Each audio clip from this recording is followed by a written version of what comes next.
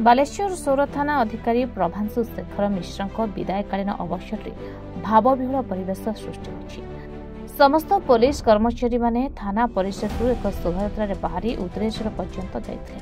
विदाय समय सभी आखिरे लुह रहितला। चोर अधिवासी एवं कर्मचारी माने थाना अधिकारी को देउथुवा विदाय समय दृश्य समस्त को भावविह्वल कर देथिला।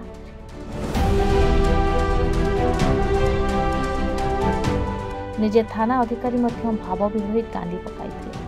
थाना अधिकारी श्री मिश्र गत 29/8/2023 बालेश्वर सौर थाना योगदान करथिले। तांकर भद्रक जिला को गत 8/2/2025 बदल होछि। आज तांको विदायक दिया जाइछा। तांकर सुशासन एवं कर्तव्य निष्ठा कर्म पर से सभी को निजर करिताथिले। एहि समय सौर विभिन्न अनुष्ठान समेत अनेक लोके उपस्थित थे। नहीं हमर तो ट्रांसफर होचे हम पार्ट ऑफ सर्विस लाइफ रो पार्ट सेटा। आज मोर ट्रांसफर फल मु भद्रक को जाउची आ 1.5 वर्ष भितर सौरवासी तरफ एवं सौर स्टाफ थाना स्टाफ तरफ जो मते समर्थन मिली और सहयोग मिली से मुझे चिर ऋणी होगी रही।